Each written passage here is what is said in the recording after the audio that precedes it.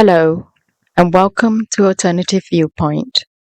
Someone once said to me, the problem with Cavendish Court is the leaseholders, and in this podcast you will come to understand what he meant.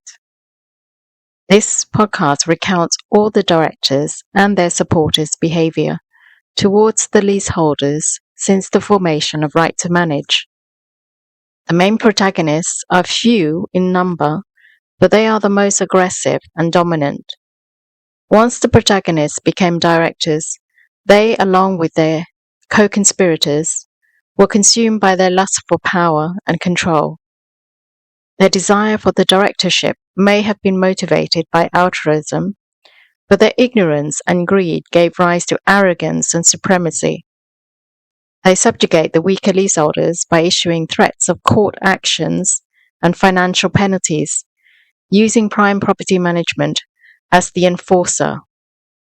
The freedom and success that the leaseholders thought would materialise following Right to Manage had instead turned into a dystopian nightmare where leaseholders find themselves living in a reality of oppression and subjugation.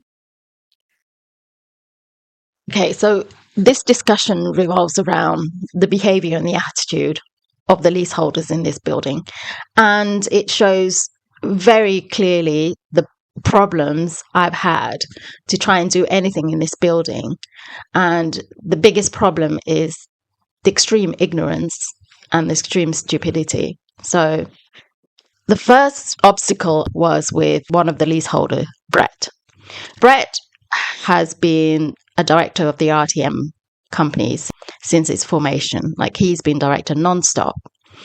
And he was the director along with, I think, Kaleem and Rob at the time when the freehold was offered for sale, and they all failed to buy it. So that was the reason why I had to step in and buy it.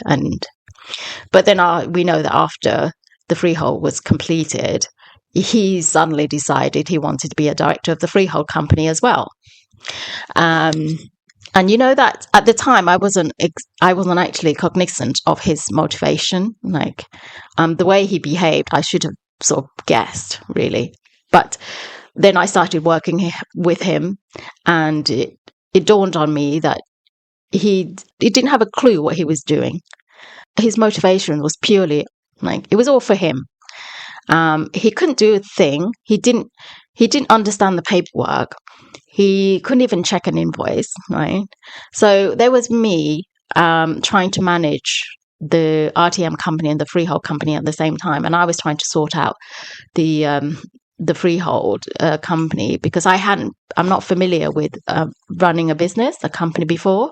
So I was trying to learn all of that, but I had this person, and there were other people, Nicole, Jenny, and George as well, who were also directors. So there was like 4 of us who were directors of both companies.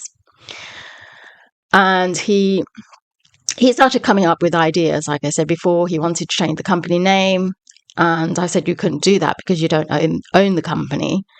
And it took like weeks and months of arguing with him. And the other problem is with the Jenny and Nicole, Jenny, and George, is that Nicole was evidently his friend of some, he's closer to him than she was to me. So she was supportive of his friend. So every time in the meeting, I have an argument, I'd not only be arguing with Brett, I'd be arguing with Nicole as well. And, when we weren't in the meeting, he was hounding me all day, right? Because he said, I want to change the company name, and I think it can be done like this, etc. So he kept coming with ideas, and I kept putting it down, said we can't do it, and he wouldn't accept that. So I had him hounding me all day, every day, day in, day out, and then we go to the meeting, and he would put that on the agenda, even though I said, well, what's the point of putting it on the agenda when you can't do it? But he insisted on it, right? So. And then in the meeting, Nicole, if I argue with him, Nicole would jump in and would defend him. And so it ended up having an argument between the 3 of us. And Jenny was on the side, and George was like the silent one. But yeah, so that was giving me an impression of how this this person was behaving. And, I was so shocked, really, when I did it, because it was so stupid. And I kept thinking, how is it possible that somebody who so stupid could get away with being a director for so long? He didn't understand the difference between freehold and leasehold. He had a problem with that. He's American. I mean, it's difficult enough for English people to understand it, right? But American, he didn't know. So he really shouldn't have been a director of the freehold at all. But it was what he had this vulgar ambition to be a director, and he saw his job, his position, as like the supreme in the building, and everybody else was his servant. They had to do his bidding. And he hated the fact that I wasn't like Nicole and Jenny and George, who just agree with him. It doesn't matter what he says. I guess he hated the fact that I wasn't obedient to him. Yeah. And when I was trying to deal with him, his attitude really infuriated me. It got to the point where I just felt he didn't understand. There's no point in having him as a director of both company. We need to split the directorship.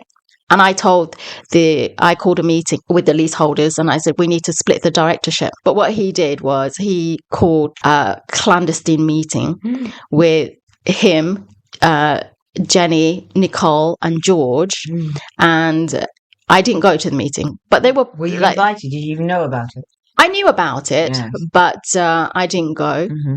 But in this meeting, they were sort of plotting against me, plotting to say, well, yeah. Did they? But so they didn't invite you then, or they did? No, I knew. I was aware of it. Against you, yeah. Why? So did they invite you? No, I wasn't invited. Oh, I see. So I wasn't invited. Yeah, so as you said, it was. Yeah, but I was aware of it. I knew it was going on. Okay. But I didn't. But go. You were aware of it, but you knew that it was going to be anti-you. Yeah. So in the meeting with all the leaseholders, the three of them said that the problem in here is not us, is with Yen. She's the one who's causing all the problems. And then there were people who were trying to run the meeting, but they didn't know what they were doing. So can you tell me how did they perceive you to be causing all the problems? Because they just said that, well, we all agree. But what were the problems that they perceived you to be causing? Why did they think that was what you were doing was such a problem? Well, because they didn't understand what I was doing, simply. So they said we will all get along, yes. But Yen was the one who was always opposing us. Yes, but you were opposing them out of principle, weren't you? Out of things that you thought to be unjust or unfair, or that needed simply practicality, that needed doing. So what sort of things were those things that you wanted to Well, he was trying to change company name, and then and then there was the freehold company. He wanted the managing agent to manage the freehold company as well as the RTM, as well as managing the building, and he wanted to. But Prime would charge us, I think it was about £250. And I said, no, you can't. We're not going to pay them £250 when all you have to do is send out 2 letters a year for the ground rent. Okay. And the ground rent collected in was £400.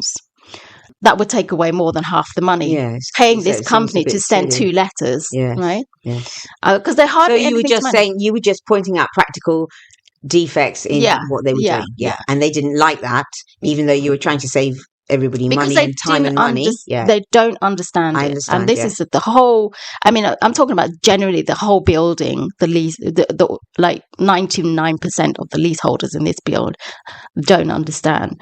And so, I was trying to set up a bank account for the freehold company, and I appointed George as the secretary. So really, George should have been working for me as a secretary, and his job was just to manage the freehold company, just to file like the annual accounts for the freehold company a year, send out the ground rent demand letter. And I did the ground rent demand letter myself, checked it all, is all legally correct. And it's been used ever since, I set it up. So they've been using that letter since, as opposed to Prime Property Management, who couldn't even do a service charge demand correctly. And I had to correct it for them. Yeah. Right. So that's why I didn't want them to manage, because I could see that they weren't doing a good job. So you were paying them to do something that you could easily manage yourself. Yeah, and you would have saved them money as well. Yeah, and let's not forget that they failed in doing the Section 6 as well, and we lost the freehold because of that. Yes. So I didn't want them to manage the freehold company. I wanted something where the money stays with us, right? Yeah. But Brett just he didn't want to do the work. He didn't understand it. He just wanted to be a director. That was all it mattered to him. So he was arguing that we should pay Prime to manage the freehold company. And I said, no. And that was the argument, really. And the others, Jenny and Nicole and George, they would agree with whatever decision he wanted. So they didn't seem to understand that you were trying to save the money and trying to be more, and basically making everything more efficient. Yeah, exactly. And that's the thing is that nobody else understood, really. So when it came to the meeting, I said he refused basically to step down from one of the companies. He wanted to be director of the whole freehold.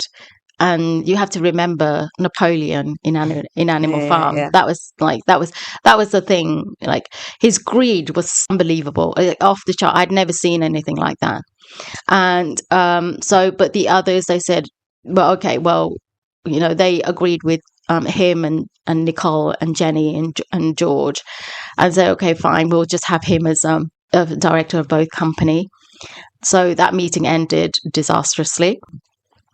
And then after that, I said I didn't want to be working with him anymore because I just didn't find him to be honest and trustworthy. So I just stepped down as a director, and I left the building for them to manage. And of course, the three of them. After a while, Jenny resigned as well because I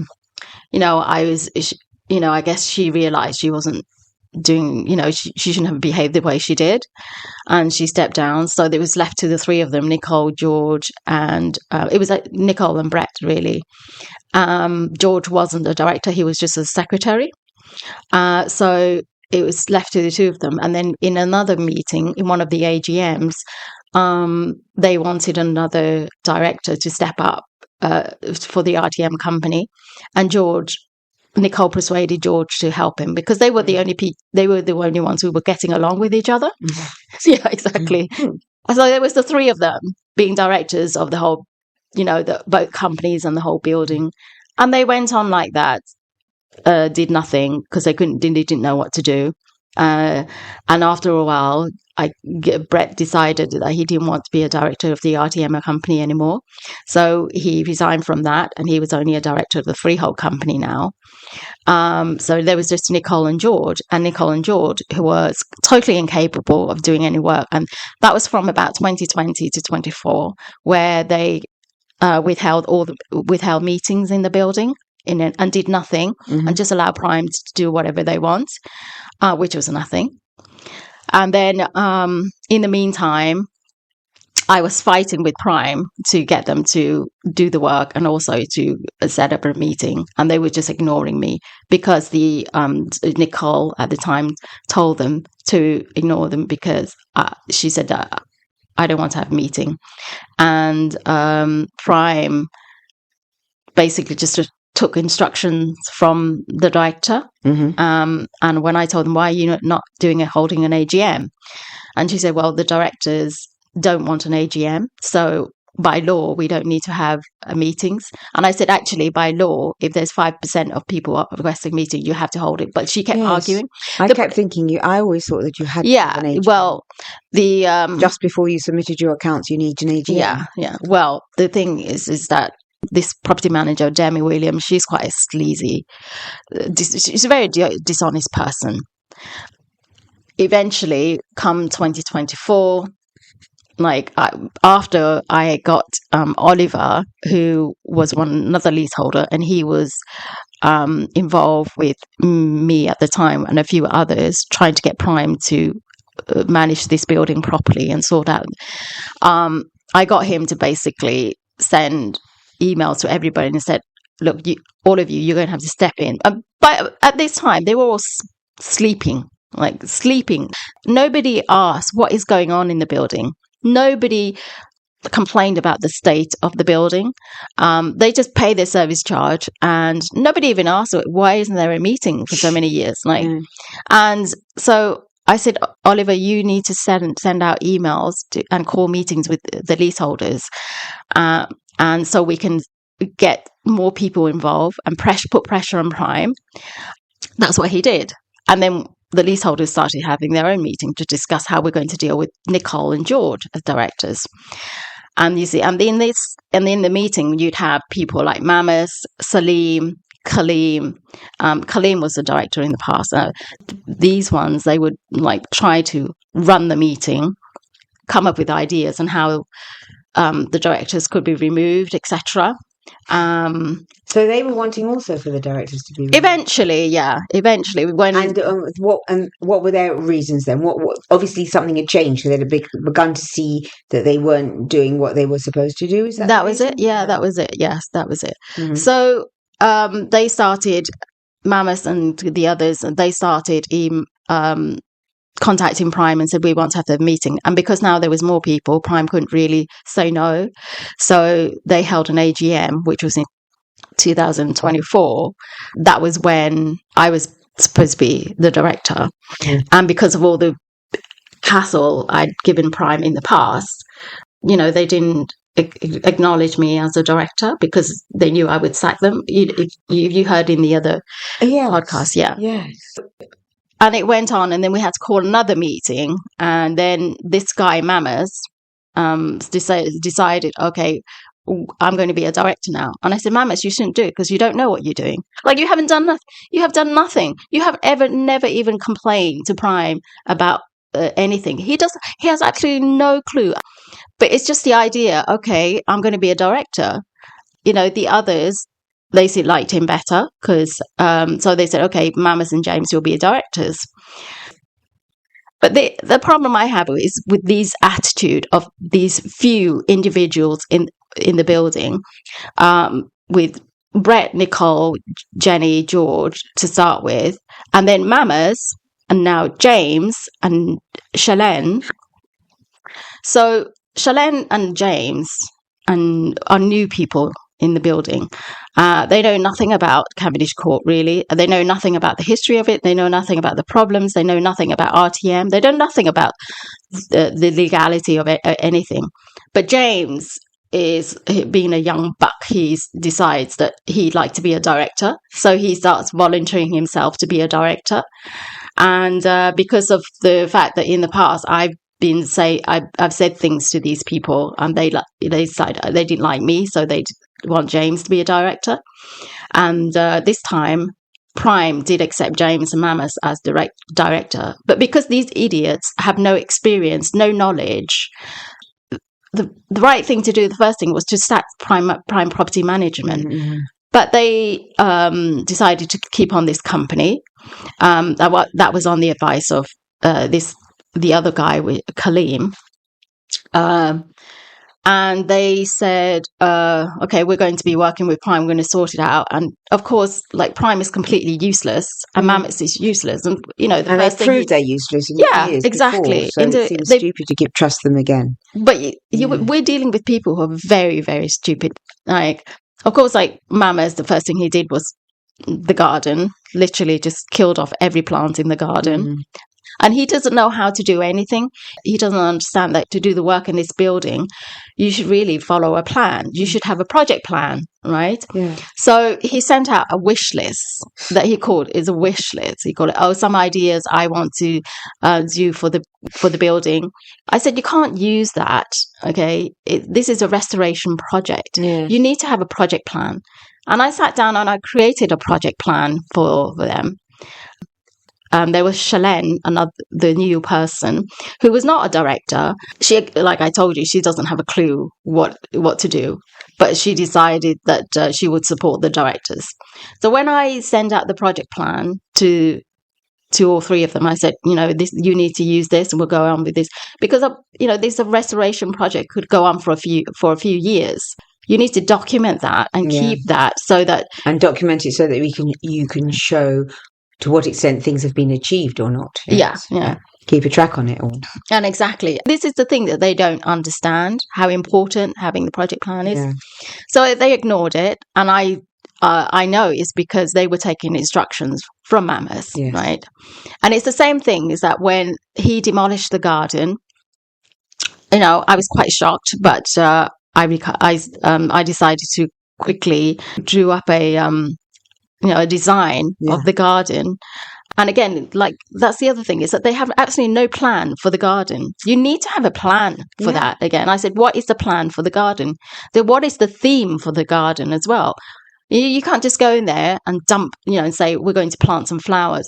But Mammoth is being ignorant. He thinks he doesn't need to know that kind of thing. He thinks because now we have a professional gardener, all he has to do is tell the professional gardener that we want a new garden, and the gardener will go off and design it and do all the thinking for him and that kind of thing. He doesn't understand that, no, you can't do that. You need to understand there's certain plants that need to be in this garden, like the English ivy that he killed off completely. Yeah. So it's very strange, isn't it, as well, that quite apart from the project plan for the garden, that the gardeners themselves weren't aware of that. Isn't it quite strange that the people that they asked to do it didn't know to say, no, that wouldn't be possible? That would be a bad idea?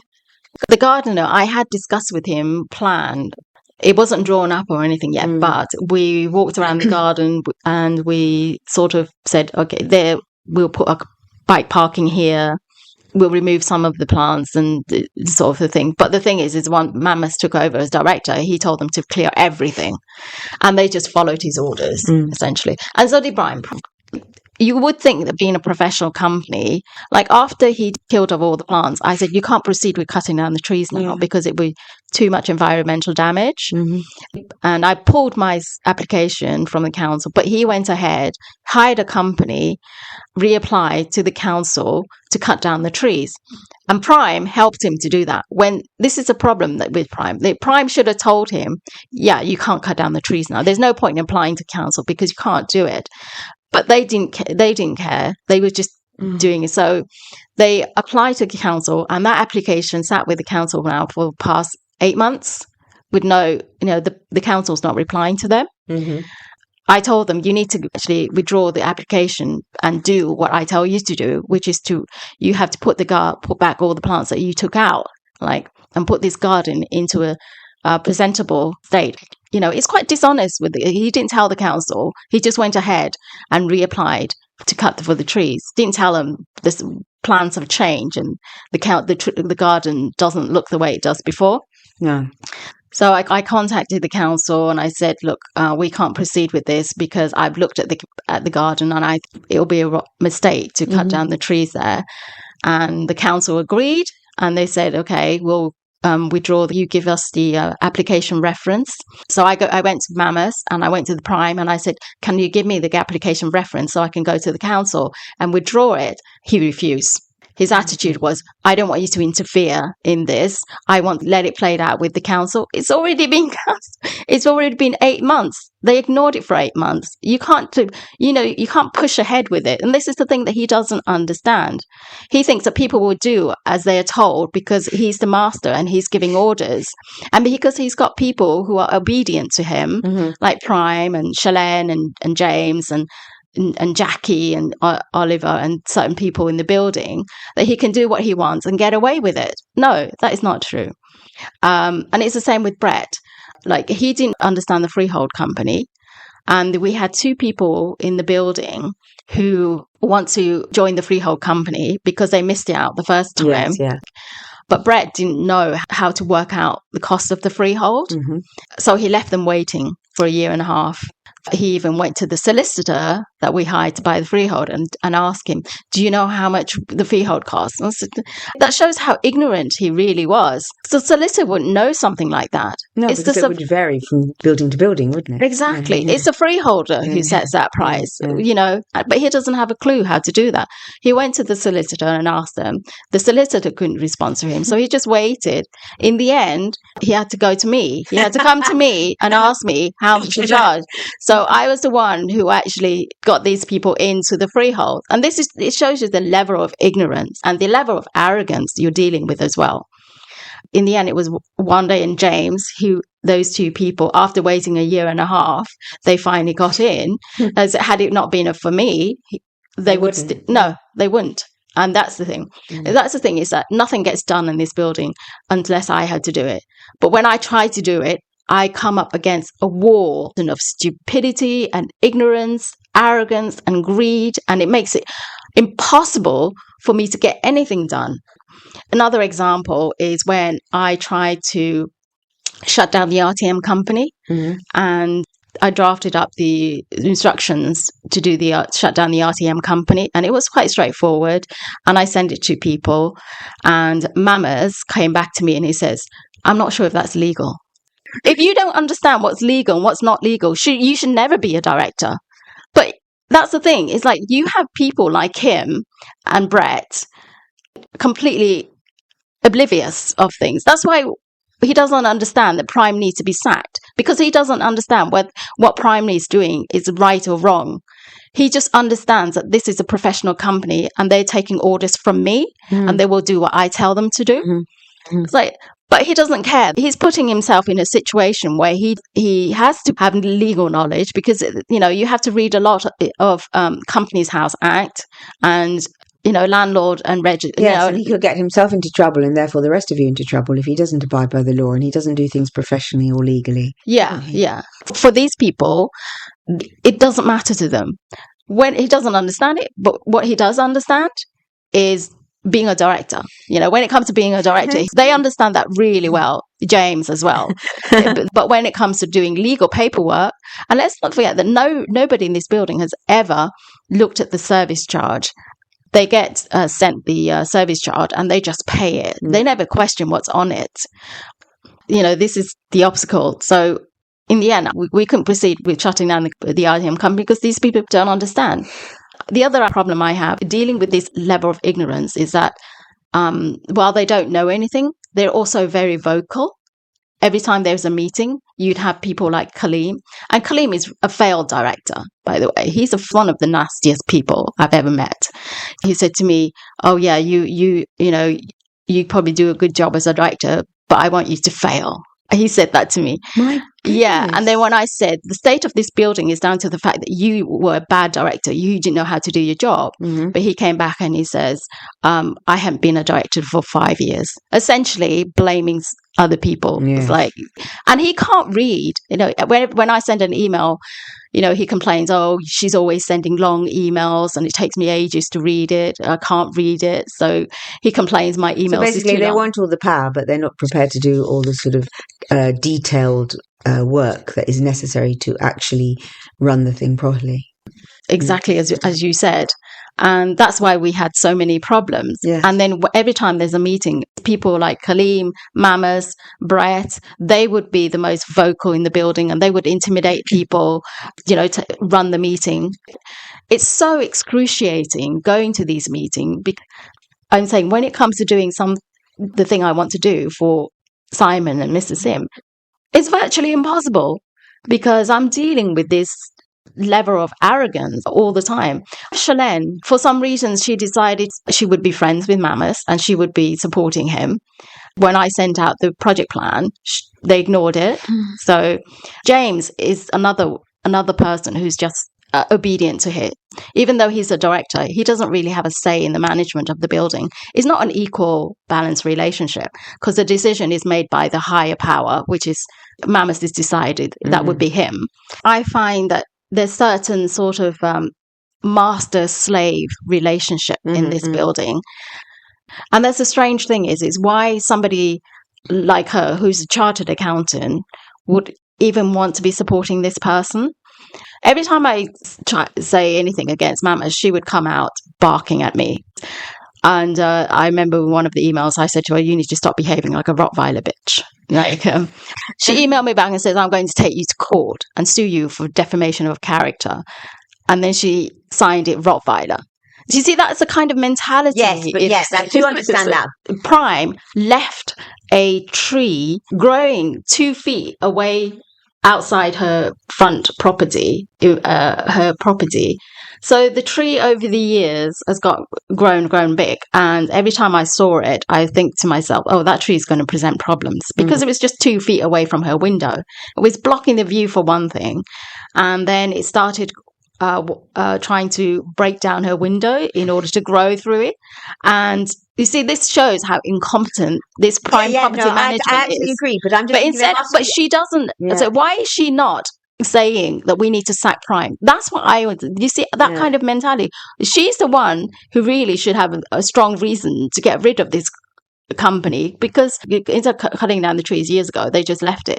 And now what they do instead is that they cut down the branches of the tree is to stop them from going in the window. But that's causing problems in itself, because the tree's heavy on the one side and it's leaning over the fence, which is that's going to, in future, is going to crash the fence, because it's just going to top over. See, those but that's, you see, they're cutting off their nose to spite their face. So that's exactly the problem. So I think because it's a personality clash now, they've made it into a personality clash.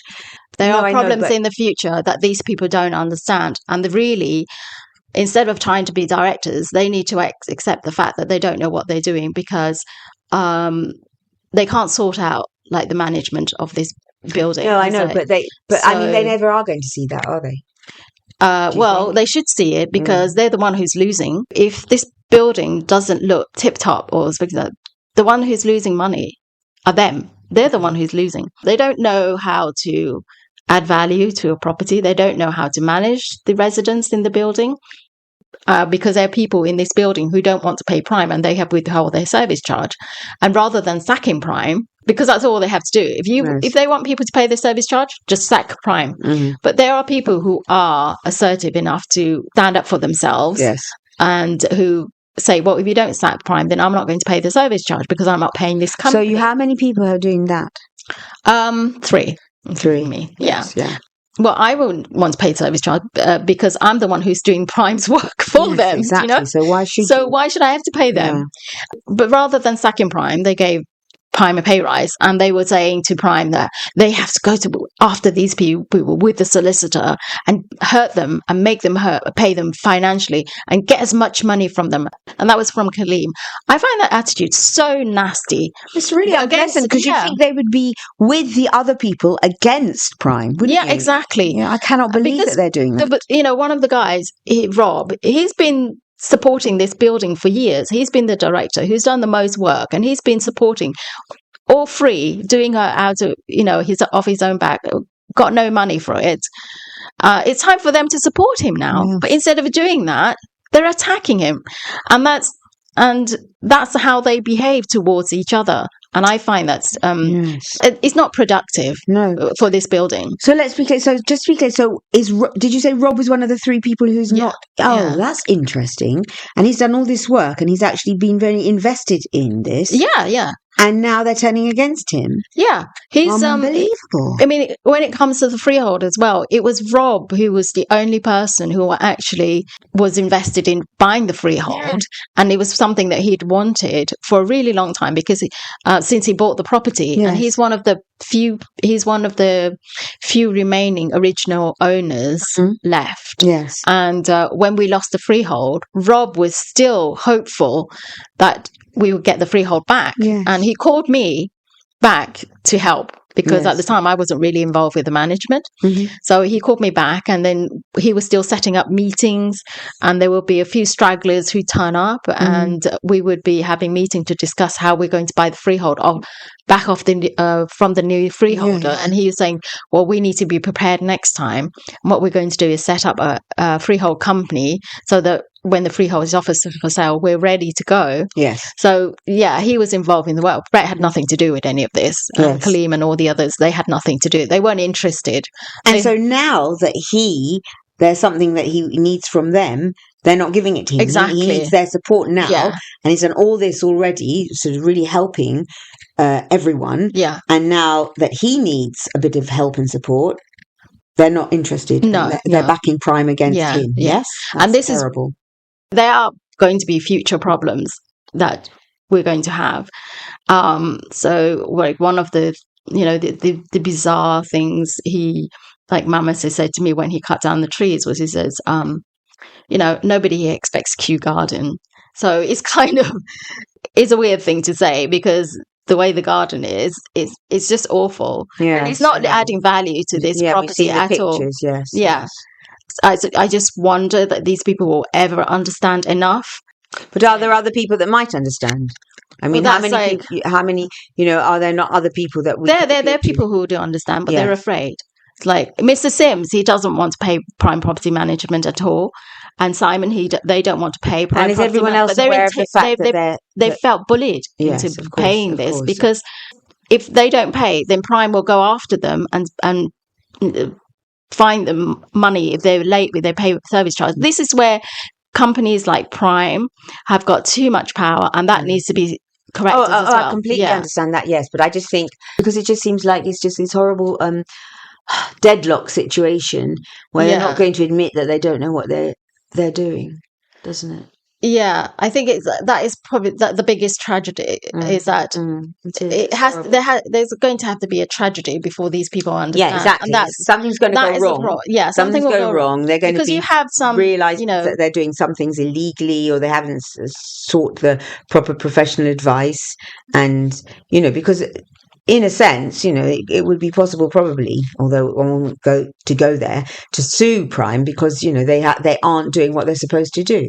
Yeah, we should do. That's what the directors should have done. They're in breach of contract. Yeah, exactly. Yeah. That's what the directors should have done, is to sue Prime, to go take them, to make complaint about them and sue them. But they don't do that. No. Instead, they gave them a pay rise. It's just bizarre. Yeah. Like, they don't even understand how awful this company is. Like, it's unbelievable how stupid a person can be. And, Mr. Sim right now, he has another problem where there's a car that's parked in his parking space and it's been left there for years. It's been abandoned, and Prime did nothing about that. I complained about it, and now Prime said that they're going to try to move the car, except that they're not, because they wrote Mr. Sim a letter to say, well, we tried to contact the leaseholder to move the car, but the leaseholder is not responding to us. Well, they're not, because they hate you. That's why they're not responding to you. So they gave Mr. Sim two options. He can either get the council to move the car, or he can pay privately to remove the car. But he has to be aware that if he's paying privately, it's going to cost him £500. Okay. And this is how incompetent and stupid the directors are, because they should have gone back to Prime and said, you need to pay for that, because that's your neglect of this building over the years. That's costing you. But they don't know. They're not supporting him. Yeah. They're just leaving him. It's leaving this company to do whatever they want.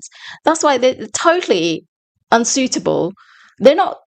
The bizarre thing is that they have not done a single thing to support the leaseholder in these buildings.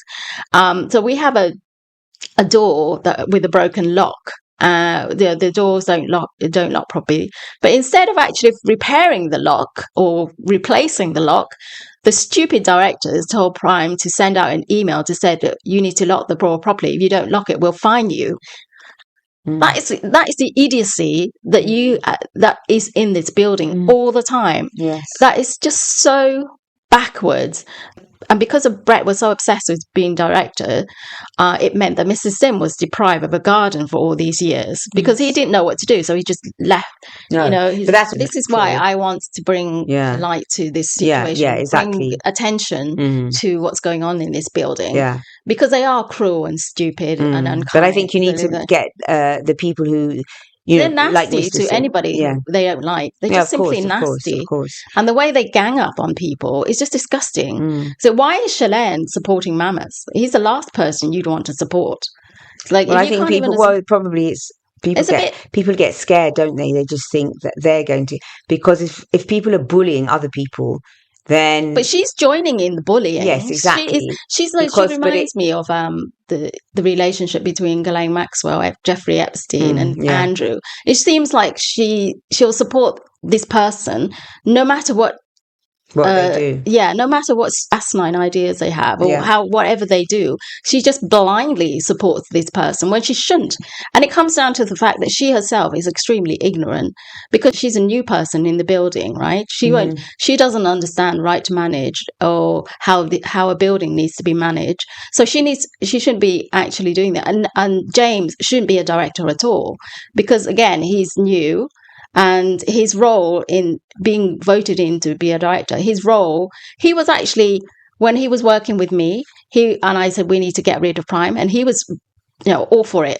He was behind it. But now, he's with Mamas, he just does what Mamas tells him to do. He's a bit like a golden retriever. He's just Mama says go fetch and James goes to fetch and he doesn't contribute any ideas because he doesn't know what to do. None of them know what to do. I always have to keep correcting them, like when they sent out an email threatening the leaseholders to fine them. I said, you don't do that. You don't just make up a rule and fine people. That's so unprofessional. But that's why they don't like you. That's why they don't like you, because you're thinking critically, and they don't like that because then you can call out their bad behaviour. And it shows again how unbelievably incompetent and useless Prime is, because they should know that. They should know that they shouldn't have sent that email out in the first place. Of course not. So I'd like this to go to the MPs to highlight how right to manage doesn't actually solve leaseholders' problem, because all it does is that it takes one power from one person and give it to somebody else. And in a building like Cavendish Court here, it's typical of how it usually is, because there are always people, and it's usually the men, like in this building, the men who are the most pushy, who are the loudest, who are the most confident, and then they'll try and intimidate the rest in the building, and they're out to, like, for personal gain in some way. That I would be sending this to the MPs to see as well. What needs to be is some kind of accountability on the role of the director. Oh, exactly. Exactly. Thank you for this podcast. Thank you.